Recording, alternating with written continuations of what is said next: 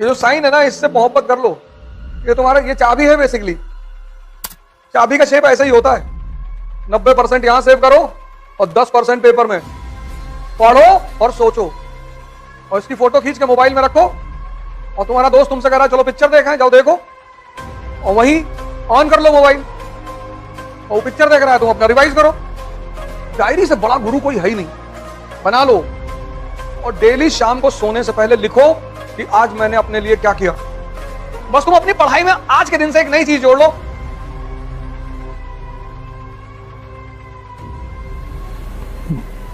जय हिंद फ्रेंड्स। ये जो साइन है ना, इससे मोहब्बत कर लो। ये तुम्हारा, ये चाबी है बेसिकली। चाबी का शेप ऐसा ही होता है। तुम किताबों को अंडरलाइन मत किया करो। तुम अंडरलाइन करते हो, दोबारा जब उस किताब से गुजरते हो तो तुम्हें एहसास नहीं होता कि मुझे क्या नहीं आता इसमें। जब भी किताब पढ़ो, जो लाइन समझ में ना आए वहां क्वेश्चन मार्क लगाओ। तो जब दोबारा पढ़ोगे और अगर वो लाइन क्लियर नहीं होगी तो फिर उसे जानने की फिर इच्छा होगी। किताबों को अंडरलाइन करना बंद कर दो, अंडरलाइन मत करो। जो देखो वही आईएएस बनने के लिए आ रहा है। भैया एनसीईआरटी पढ़ ले, पढ़ लो पुरानी वाली, नई वाली भी पढ़ लो, पुरानी वाली छोड़ दे। पुरानी वाली में ज्योग्राफी वाली पढ़ लो, और हिस्ट्री वाली, हिस्ट्री वाली में मॉडर्न वाली पढ़ लो, और एंशिएंट।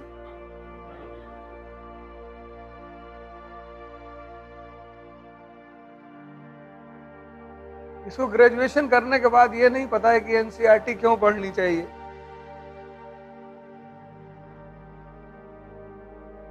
अरे लैटिट्यूड अगर नहीं पता है तो क्लाइमेटोलॉजी कैसे समझोगे? बिना बेस के कोई बिल्डिंग बनेगी? एनसीईआरटी पढ़ के तुम आईएएस नहीं बनोगे, लेकिन एनसीईआरटी पर कमांड पैदा करने से तुम्हारी जो एडवांस स्टेज की स्टडी है वो आसान हो जाएगी। इसलिए पढ़ना है एनसीईआरटी।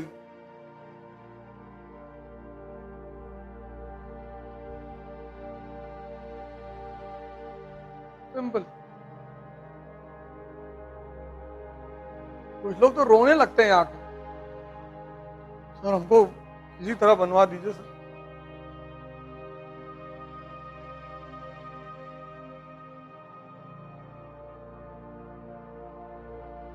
लेकिन बनाने में एक चीज लगती है, उसको लोग मिस कर जाते हैं।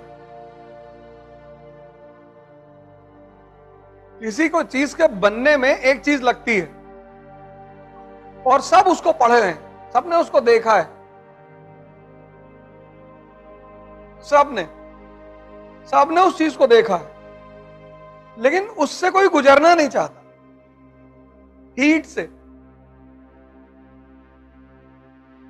जो कच्चे घड़े पक्के बनाए जाते हैं तो भट्टी में ही तो डाले जाते हैं। सोने से गहना बनाया जाता तो तापमान ही तो दिया जाता है। इंसान उस तापमान से बचना चाहता है। कहता कोई तावीज वावीज हो तो बताओ, और फुल अय्याशी चाहता है कि बाहर निकले तो सब तुरंत सजदा करें, नमस्कार भैया नमस्कार, पैर छू लें। जलना पड़ेगा, कोई रास्ता है ही नहीं, और कोई तुम्हें बना नहीं सकता। तुम्हारे फादर तुमको कुछ नहीं बना सकते, चाहे वो आईएएस हो, चाहे डीजीपी हो, चाहे जो हो। अगर खानदान, रसूख और पैसे के बल पे कोई कुछ बनता तो अब तक राहुल गांधी प्राइम मिनिस्टर बन गए होते। सबसे बड़ा एग्जाम्पल है तुम्हारे सामने। इसलिए तुम बहुत भाग्यशाली हो, आम घरों में पैदा हुए हो, स्ट्रगल देखा है तुमने, लड़ाई देखी है, तो तुम लड़ना जानते हो। तुम कौन सा सोने का चम्मच लेके पैदा हुए थे, और अच्छा हुआ नहीं पैदा हुए, बढ़िया हुआ।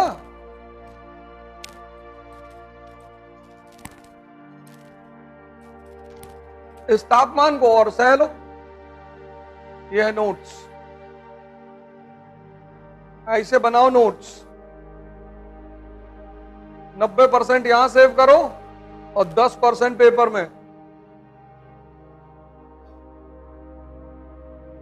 नहीं, ये बात समझ में आई? 90% यहां सेव करो, यहां, और 10% पेपर में। पढ़ो और सोचो।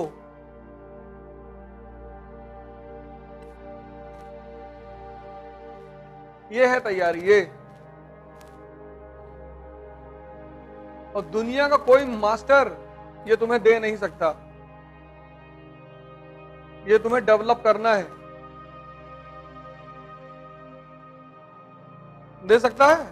नहीं, ये तुमको डेवलप करना है।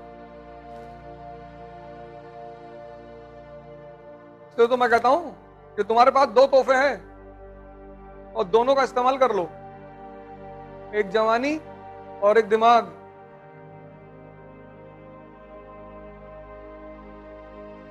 दिमाग के कई सारे फीचर्स हैं,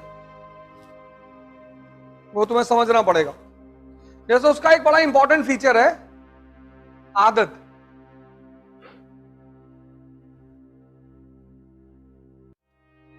बहुत महत्वपूर्ण पहलू है उसका, आदत।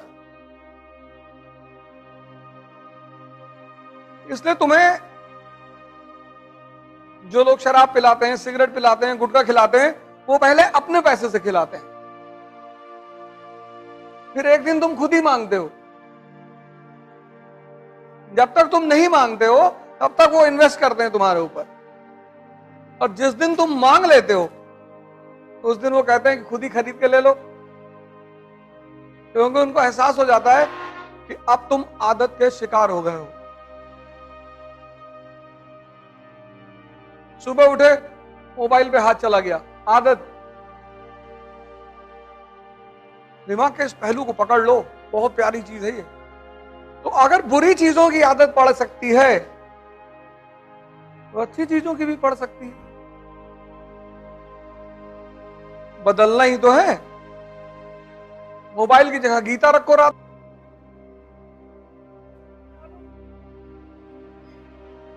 आदत ही तो बदलनी है। यह मन का बहुत बड़ा फीचर है, आदत। दूसरा मन का जो सबसे बड़ा फीचर है, जो आदमी को महान बनाता है, वो है क्यूरियोसिटी, जिज्ञासा। यही क्यूरियोसिटी जब हम अमेरिका पढ़ेंगे तब पैदा कर लेना। यार 13 कॉलोनियां सुपर पावर बन गई। अमेरिका का इतिहास क्या है? 13 कॉलोनियों से शुरुआत हुई और आज सुपर पावर है। क्या रीजन है? क्या वजह है? कैसे? पढ़ना नहीं है, ढूंढना है। जब तुम कोई चीज पढ़ते हो तो तुम रटना चाहते हो, और जब तुम ढूंढते हो तो दिमाग को मजा आता है। जब भी कोई टॉपिक पढ़ो उसको क्यूरियोसिटी के भाव से पढ़ो। तुम देखना तुम्हारे पढ़ने का जो तरीका है वो बदल जाएगा।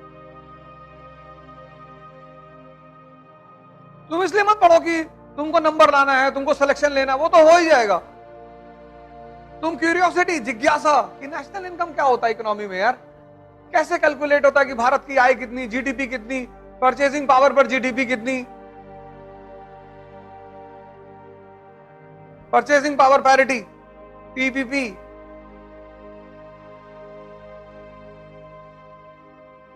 तुम जिज्ञासा के भाव से पढ़ो कि ये क्या है यार, पीपीपी क्या है। बस तुम अपनी पढ़ाई में आज के दिन से एक नई चीज जोड़ लो, जिज्ञासा, और तुम हफ्ते भर बाद मुझे बताना तुमको कितना मजा आने लगेगा पढ़ाई में, क्योंकि टेंशन खत्म हो जाएगा ना। जो मन का मेन काम है ढूंढना, वो तुमने उसे फिर से दे दिया। जीडीपी, जीएनपी, तुमने जिज्ञासा पैदा की, दोनों में अंतर क्या है यार। और ठीक एक हफ्ते बाद तुम लोग मुझे बताना कि तुम्हारे पढ़ने का अंदाज बदल गया कि नहीं, और मजा आने लगेगा। और जब मजा आने लगेगा तो तुम न्यूज़पेपर पढ़ोगे, और जिस दिन तुम्हें पूरा न्यूज़पेपर समझ में आने लगा उसी दिन तुम आईएएस। आईएएस का एग्जामिनेशन न्यूज़पेपर के सिवा कुछ है ही नहीं। आज की डेट में जो आदमी न्यूज़पेपर पे कमांड रखेगा वो आईएएस बनेगा। Ecology, environment, economy, geography, polity, IR, सब तो न्यूज़पेपर से आ रहा है।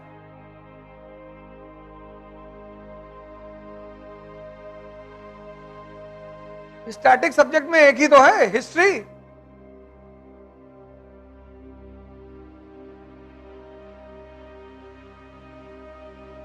ये बात तुमने आज तक गौर नहीं की होगी।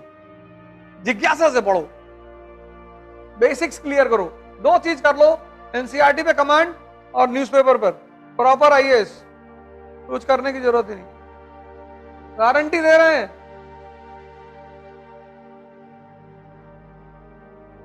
और अगला एक हफ्ता इसी पैमाने पे पढ़ के देखो, फिर मुझे बताओ। अगर तुम्हारा जीवन न बदल जाए तो मुझसे कहना।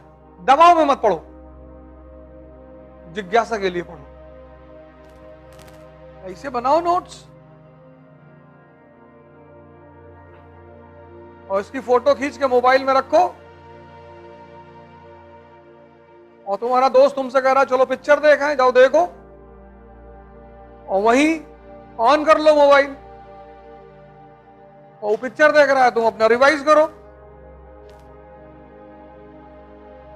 यही तो कला है।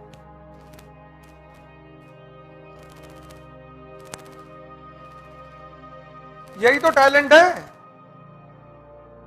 मंदिर में बैठ के पूजा किए तो क्या किए, बार में बैठ के ध्यान लगा रहे हो। ऑड सिचुएशन में, ऑड मंदिर में तो जाओगे तो पूजा करने का ख्याल ही आएगा, लेकिन अगर बियर बार में ख्याल आ रहा है ध्यान करने का, तो कितना सर्वोच्चतम मन है तुम्हारा।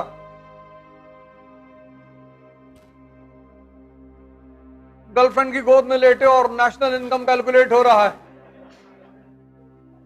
तो अपनी मन की ताकत का अंदाजा लगाओ, कितना श्रेष्ठ मन है तुम्हारा। कुछ प्रभावित ही नहीं कर सकता तुमको। और जब भी जीतोगे मन की श्रेष्ठता की वजह से जीतोगे, ना कोचिंग की वजह से जीतोगे, ना किताबों की वजह से जीतोगे, ना किसी टीचर की वजह से जीतोगे। बन जाए सारे ब्राह्मण परशुराम, और बन जाए सारे दलित अंबेडकर।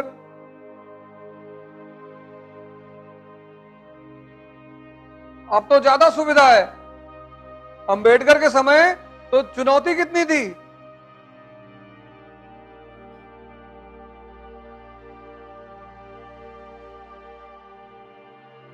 अब तो ज्यादा सुविधा है, पढ़ाई की सुविधा, फीस की सुविधा, हर चीज की तो सुविधा है। अब बन जाए तो एक ताकतवर मन है जो कहता हम पढ़ेंगे, तो हमको क्लास के बाहर बैठाओ, हम पढ़ेंगे। हमारे पास खाना नहीं है लेकिन हम पढ़ेंगे। तो अंबेडकर की फोटो जब तुम घर में लगाओगी तो तुम 5 मिनट अगर उसको देखोगे, तुमको सोचेगा कितना श्रेष्ठ मन रहा होगा इस आदमी का, कि परिस्थिति कोई भी हो लेकिन पढ़ना है। विवेकानंद की फोटो लगा के देखोगे, तुम्हें लगेगा कि यार कितना सुलझा हुआ मन है। फ्रांस में गए, पेरिस में सारी धार्मिक ग्रंथ रखी हुई है, सबसे नीचे गीता रखी है। एक पादरी ने मजा लिया, हाँ बाबा जी गीता की हालत देख रहे हो, सबसे नीचे रखी है। बोले देख तो रहे, हटा दो तो बाकी भरभरा के गिर जाए।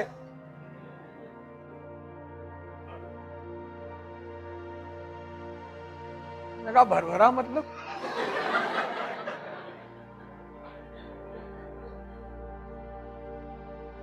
समझ तो गया वो कि कहां मार रहा है ये। इसको बोलते हैं सुलझा हुआ दिमाग। लड़ना बहुत जरूरी है, और जीवन में यह पता होना चाहिए किससे लड़ना है और किस लिए लड़ना है। ये जिसको नहीं पता वो बहुत परेशान है। तुम गांवों में देखो, एक एक बिस्सा जमीन के लिए लोगों ने अपने आप को बर्बाद कर डाला। एक बिस्सा जमीन के लिए मुकदमा लड़े, 15 बीघा बिक गया। देखो अपनी तरफ गांव में क्या हाल है। लड़ना है लाइफ में, ये लड़ाई ही तो चल रही तुम्हारी, आईएएस की तैयारी लड़ाई है,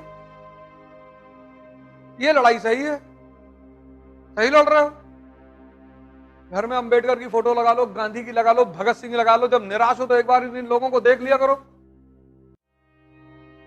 दो ऊर्जा से भर जाओगे एकदम से। विवेकानंद की लगा लो।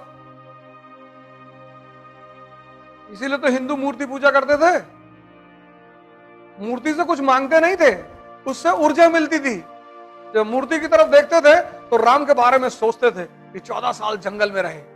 तो जब दूसरे की बुराई, जब दूसरे की संघर्ष सुनते हो तो अपना छोटा लगने लगता है। जैसे तुम एक सब्जेक्ट में फेल हो गए और तुम्हारा सब दोस्त 2 सब्जेक्ट में फेल हो गए, तो तुम्हारा दुख कम हो गया। तुम घर आके ये नहीं कहोगे मैं फेल हुआ, तुम कहोगे पिंटू 2 सब्जेक्ट में फेल हो गए। और मम्मी पूछेगी तुम, बोले हम तो एक ही में हुए। ये इसीलिए मैं तुमसे कहता हूं बायोग्राफी पढ़ने के लिए। जब महान पुरुषों की बायोग्राफी पढ़ोगे, उनका संघर्ष देखोगे तो तुमको अपना संघर्ष छोटा लगने लगेगा और वहां से तुम्हें साहस मिलेगा, उत्तेजना मिलेगा। सबने अपनी अपनी डायरी बनाई है, हाँ? अल्लाह के दिखाओ हमको। यस तो कह दिए, और डायरी में पहले से लिखा होना चाहिए। और एक बात याद रखना, चाहे बॉल पेन से लिखो चाहे इंक पेन से, तो लेखन कितनी पुरानी है ये देखने से पता चल जाता है। इंक धीरे धीरे सूखती रहती है, इसलिए अगर आज तुम लिखे 10-12 पन्ने में पलट के, तो कल पकड़ जाओगे। डायरी से बड़ा गुरु कोई है ही नहीं, बना लो। अगर जीवन में कुछ करना है ना तो डायरी बना लो और डेली शाम को सोने से पहले लिखो कि आज मैंने अपने लिए क्या किया।